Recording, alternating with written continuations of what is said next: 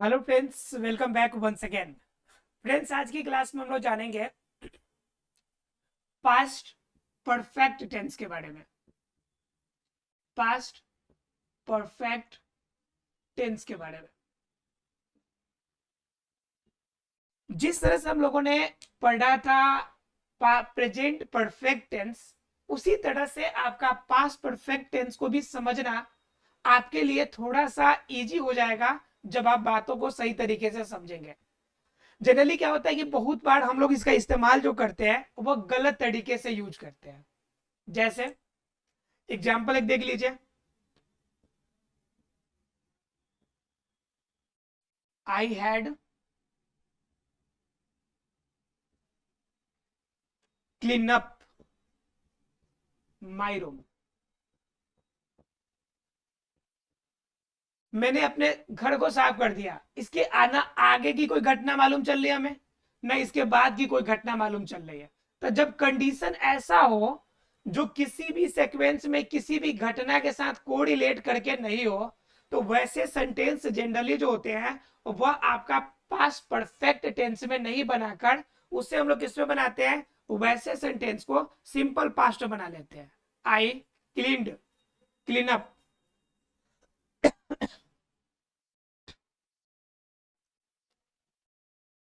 Clean up my room. बात समझ में आ रही है आपको? मतलब क्या, आई हैड क्लीन अप जो लिखा था वहां पे आई क्लीन हो जाना चाहिए। तो सेंटेंस में पहले तो यही समझना पड़ेगा कि कहां पे हमें पास्ट परफेक्ट परफेक्ट टेंस का इस्तेमाल करना ही नहीं है और कहां पे करना है। तो पहले आप पास्ट परफेक्ट टेंस को जानने से पहले उसका यूज जानिए कि कहां पे करना है। अब जब यूज समझ जाएंगे तो पास्ट परफेक्ट समझ में आएगा और उसके बाद उसके बनाने और स्ट्रक्चर की बात हम लोग करेंगे। पहले जानते हैं कि पास्ट परफेक्ट टेंस कहेंगे किसे। आप गलतियां जो करते हो गलतियां रुकेगी कैसे, इसके बारे में हमें पहले जानना है। तो समझिए जरा, पास्ट परफेक्ट टेंस की गलतियां क्या होती है। कि पास्ट परफेक्ट का मतलब होता है जो बातें बीत गई है। जो बातें बीत गई सो बात गई, है ना जी। जो बीत गई सो बात गई। तो बीती हुई बातें हो और बीती हुई समय में कोई काम पूरा हो गया हो, कोई भी कार्य, कोई भी वर्क जब पूरा हो गया बीते समय में, तो उससे हम लोग क्या कहते हैं, उसे क्या कहते हैं, पास्ट परफेक्ट टेंस के नाम से जानते हैं। ठीक है। अब बात आती है कि पास्ट परफेक्ट कोई बीता हुआ बात होगा तो ये भी तो बीता हुआ बात था। लेकिन नहीं, इसका इस्तेमाल जो करते हैं हम लोग उसका भी तरीका है। ठीक है। तो पहला कहां पे इस्तेमाल करते हैं, तो पहला करते हैं कि डिनोटिंग सीक्वेंस, जहां पे हमें सीक्वेंस मालूम चले। मतलब कोई सीरीज कोई सीक्वेंस मालूम चले। आप सोच रहे हो सर सीक्वेंस मालूम चले, क्या क्या कह रहे हैं आप? घबराइए नहीं, अभी देखिए एक एग्जांपल से। The patient, the patient had dead before the the doctor केम। ये बहुत एंशियंट एग्जांपल है, बहुत बार ये आपने देखा होगा। क्या है कि द पेशेंट हैड डाइड, मतलब क्या, रोगी मर गया। कब? Before the doctor came. Doctor इतना लेट से आए, यानी चोर के आने से पहले, सॉरी पुलिस के आने से पहले चोर भाग गया। ये कॉमन चीजें है। तो वही कह रहा है कि the patient had dead before the doctor केम। यहाँ पे घटनाएं दो हो रही है। घटना कितनी हो रही है? दो हो रही है। एक तो बेचारे पेशेंट का मर जाना और दूसरा डॉक्टर का आना।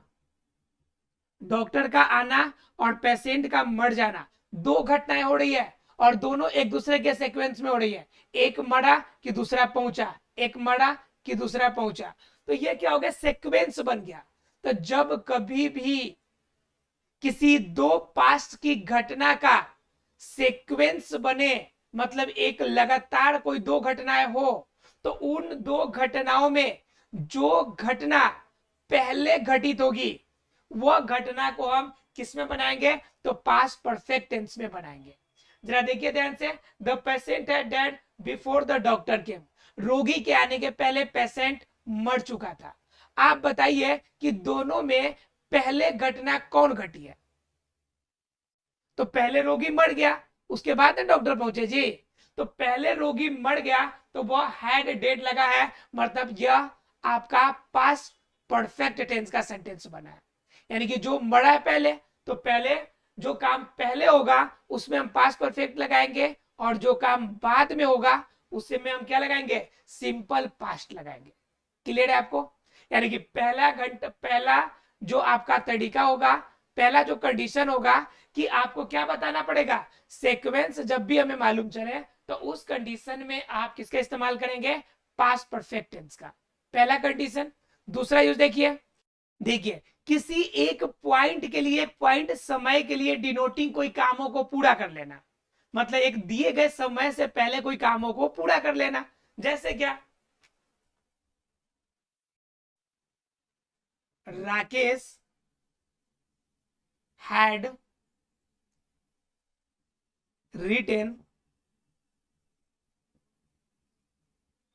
2 books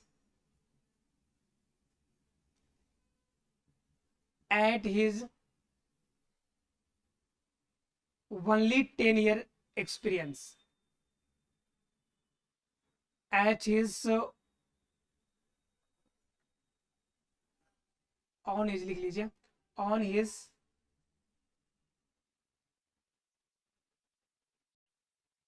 12th बर्थडे। मतलब क्या, सिर्फ 12वीं वर्षगांठ में ही, यानी कि सिर्फ 12 साल का ही हुआ है, और उसी में उसने क्या कर ली, 2 बुक लिख लिए। 2 बुक उन्होंने लिख लिया कब, अभी सिर्फ 12 साल का हुआ है। जिस तरह से सरोजनी नायडू ने कंपोज कर लिया था सिर्फ 12 साल की उम्र में, सिर्फ 13 साल की उम्र में, तो वैसे ये सिर्फ 12 साल का है और इन्होंने 2 बुक रिटर्न कर दिया, 2 बुक लिख दिया। तो क्या कहता है, किसी स्पेसिफिक टाइम में, किसी डिनोटिंग टाइम में आपने किसी काम को किया है, किसी स्पेसिफिक टाइम को डिनोट करता हुआ अगर कोई काम कर लिया आपने, तो उसका भी हम इस्तेमाल किसमें करेंगे, उसका भी इस्तेमाल हम पास्ट परफेक्ट टेंस में करेंगे। क्लियर है? पहला तो सीक्वेंस है कि एक काम हुआ फिर दूसरा काम होगा, तो पास्ट परफेक्ट। दूसरा आपका स्पेसिफिक या डिनोटिंग टाइम स्लॉट में आप कोई काम करते हैं, तो वह भी हमारा क्या कहलाएगा, वो भी हमारा पास्ट परफेक्ट कहलाएगा। अब तीसरा जान लीजिए, मतलब क्या, अब तीसरा क्या कहता है हमारा, थर्ड क्या कहता है कि कोई ऐसा काम, जब काम दिया गया हो, कोई समय स्लॉट दिया गया और समय से पहले काम कर लिया, यानी टाइम स्लॉट से पहले काम कर लिया, टाइम स्लॉट से पहले काम कुछ हो जाए। मतलब क्या, टाइम स्लॉट से पहले काम का मतलब क्या, जैसे the boys had gone for game period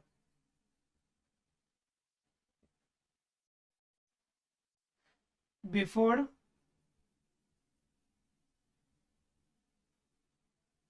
teacher informed. यानी जब तक टीचर इन्फॉर्म करते तब तक बच्चे जो थे वह खेलने के लिए जा चुके थे। चलेगा भाई, खेलने के लिए पीरियड, गेम पीरियड आने वाला था, गेम पीरियड आने से पहले 2 मिनट पहले ही बच्चे बाहर निकल गए कि चलो भाई अब बड़ा अगला गेम पीरियड ही है। तो ये कम सब कहता है कि कोई भी काम अगर समय से पहले अगर पूरा कर लिया गया तो वह कंडीशन भी आपका किसमें जाएगा, past perfect continue perfect tense में। जब कोई स्पेसिफिक डिनोट टाइम तक का आपने काम किया तो भी कहलाएगा। जब कोई सीक्वेंस वाली काम हो और उसमें कोई घटना जो पहले होती हो तो उसका इस्तेमाल आप किसमें करेंगे, पास्ट परफेक्ट टेंस में करेंगे। क्लियर है? अब बात आती है कि पास्ट परफेक्ट में तो इतनी घटना हमने कर लिया, अब बात आती है कि अगर हमने ऐसा सेंटेंस पहचान लिया तो हमें बनाने का तरीका क्या हो सकता है, हम कैसे उसे बना सकते हैं। तो उनके लिए स्ट्रक्चर जानना पड़ेगा, और चलिए बिना लेट किए हुए इनके स्ट्रक्चर की बात कर लेते हैं। आशा है कि क्लियर हो गया होगा आप लोगों को कि किस प्रकार से हम इन्फॉर्म करते हैं और किस तरह से हम पास्ट परफेक्ट टेंस को बनाते हैं, यानी कि what is the real usage of the past perfect tense, right. चलिए अब स्टार्ट करते हैं इसके हम स्ट्रक्चर को। चलिए बात करते हैं अपने स्ट्रक्चर की, और स्ट्रक्चर की अगर बात करेंगे हम लोग तो स्ट्रक्चर में पहले हम लोग जानेंगे किसके बारे में, इनकी असर्टिव सेंटेंस के अंदर अफर्मेटिव की बातें करेंगे। असर्टिव अर्थात जो कथनात्मक वाक्य है उसके अंदर हम अफर्मेटिव की बात करेंगे, जो सकारात्मक बातें हैं वैसे सेंटेंस को हम कैसे बनाएंगे।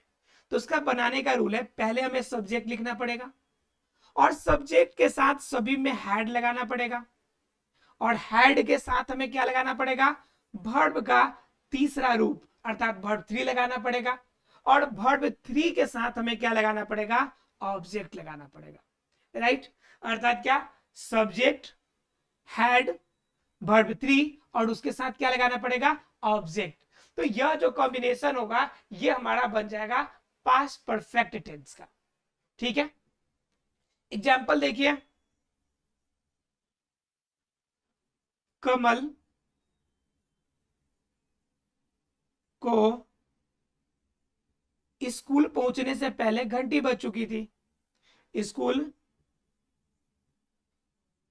पहुंचने से पहले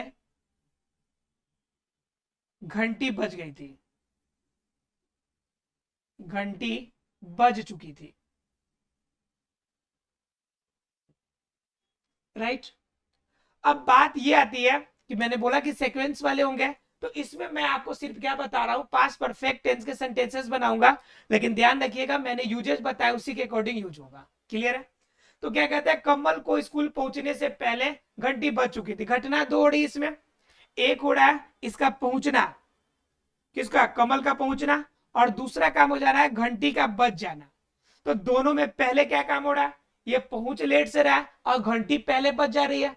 तो जो काम पहले हो, लिख लीजिएगा इसे नोट में, जो कार्य पहले पूरा हो, पहले पूरा हो, उसे क्या करेंगे, उसे हम लोग पास्ट परफेक्ट से बनाएंगे, उसे पीपी से बनाएंगे। पीपी का मतलब पास्ट परफेक्ट टेंस से बनाएंगे। तो पहले इसको बना लेते हैं, घंटी बज चुकी थी। कहां पे बज चुकी थी, स्कूल में घंटी बज चुकी थी। ठीक है, तो द बेल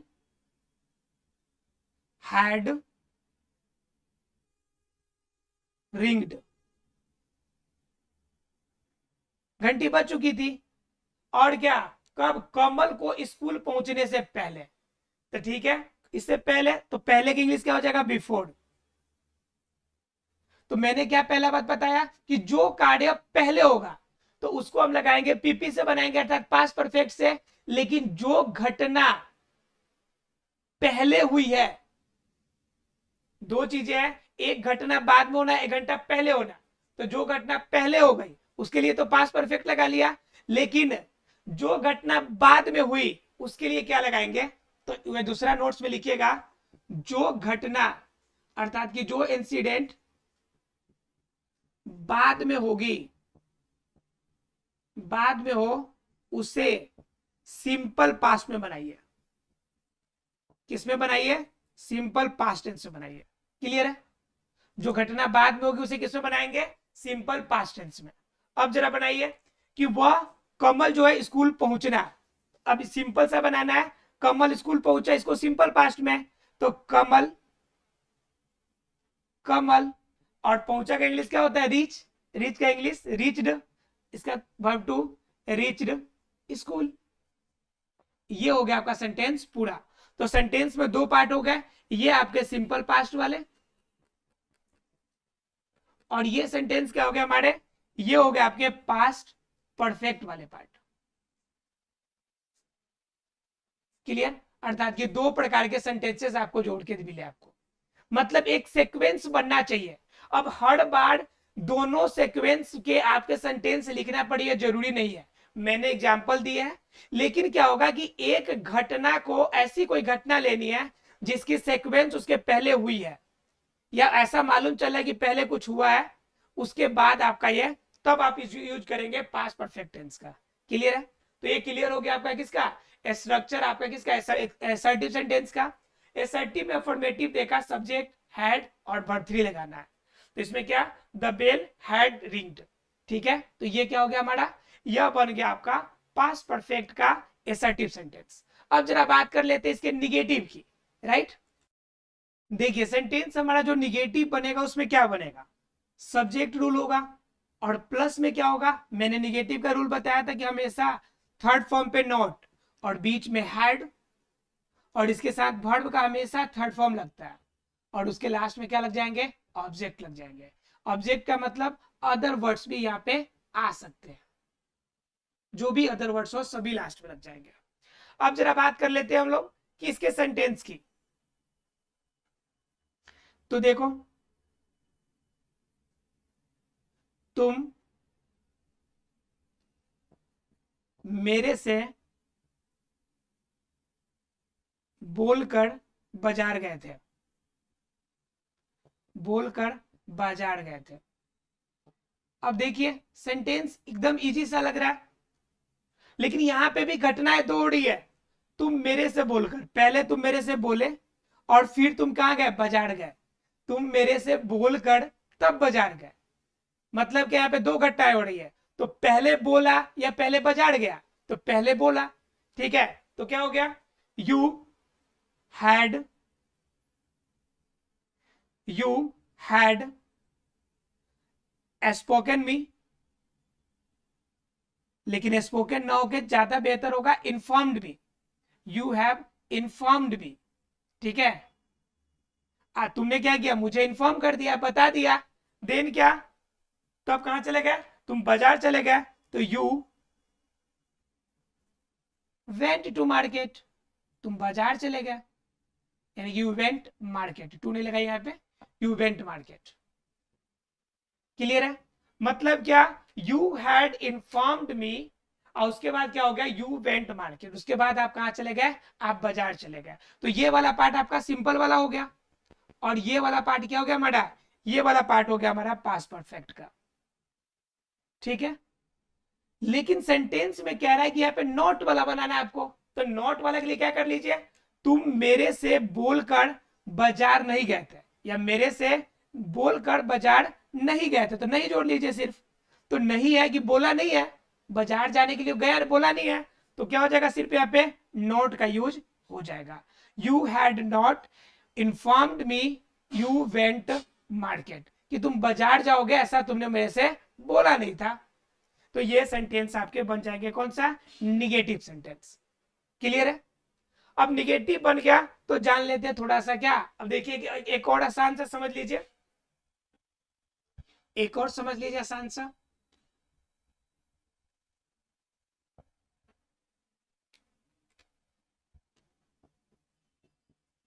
तुम नहीं रोए थे, तुम नहीं रोए थे। अब देखिए तुम नहीं रोए थे, तो इसके पीछे भी कोई घटना होगी, किसी से आपका इंस्पायर्ड हो गए, कि कोई इसे पीटा होगा तब ये नहीं रोया होगा। समझ रहे बात ना। तो वो घटना को हम इग्नोर करके हम इसे मानते हैं कि गौन है, और इस सेंटेंस को सिर्फ बना के आपको दिखाते हैं कि कैसे बनेगा। तो इसमें सब्जेक्ट क्या हमारा, यू, यू के साथ क्या लगेगा आपको, हैड लगेगा, तो हैड। उसके बाद क्या, नॉट। उसके बाद रोना का इंग्लिश वीप, और वीप का वर्ब 3 क्या हो जाएगा, वेप्ट, ठीक है। तो you had not wept, easily बन जाएगा सेंटेंस। रूल आपका ही रहेगा, यू हैड नॉट वेप्ट, अर्थात सब्जेक्ट हैड, नॉट, वर्ब 3 और ऑब्जेक्ट या अदर वर्ड्स। क्लियर है। अब जरा बात कर लेते हैं हम लोग इसके इंटरोगेटिव सेंटेंस की, कि इंटरोगेटिव सेंटेंस की हम कैसे बनाते हैं। देखिए, तो इंटरोगेटिव के अंदर हमने आपको दो चीजें बताई थी, कि इंटरोगेटिव सेंटेंस दो तरह के होंगे। एक कैसे होंगे, जिनके अंदर हाँ या ना का जवाब हो, और एक ऐसे सेंटेंस होंगे जिनके अंदर कोई प्रश्न पूछा जाता होगा, ठीक है। जैसे एग्जांपल में देखिए, इंट्रोगेटिव,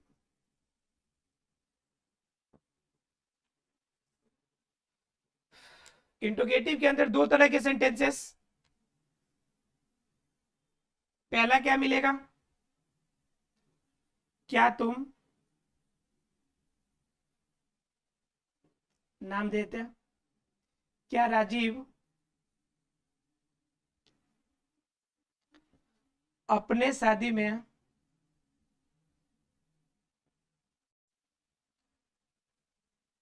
बुलाया था, ठीक है।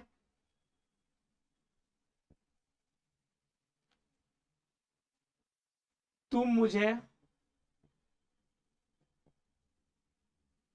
क्यों बुलाए थे,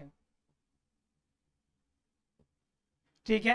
तो यहां पे सेंटेंस एक है, दोनों के पीछे एक एक सेंटेंस एक रीजन है। इसकी शादी हो रही है तो इसको बुलाया है, और इसे पूछ रहा है कि क्यों बुलाया है, मतलब क्या कि इसके पीछे रीजन इसे पूछा जा रहा है, मतलब दो घटना इंस्पायर्ड है किसी अन्य घटना से, तो वैसे कंडीशन में हम सिर्फ इसका सेंटेंस बनाएंगे, ऑटोमेटिकली हो जाएगा। मतलब क्या, इसमें शुरू में हेड लगाना है, प्लस में सब्जेक्ट लगाना है, प्लस में आपका वर्ब का थर्ड फॉर्म, और प्लस में अदर वर्ड्स। ठीक है, इसमें क्या करना है कि बीच में क्वेश्चन वाले वर्ड आ गए तो पहले WH वाला जो वर्ड होगा उसे बाहर निकाल देना है, और उसके साथ हमें हैड का इस्तेमाल कर लेना है। फिर क्या करना है, सब्जेक्ट और इसके साथ वर्ब के थर्ड फॉर्म के साथ हमें ऑब्जेक्ट या अदर वर्ड्स का इस्तेमाल कर लेना है। क्लियर है?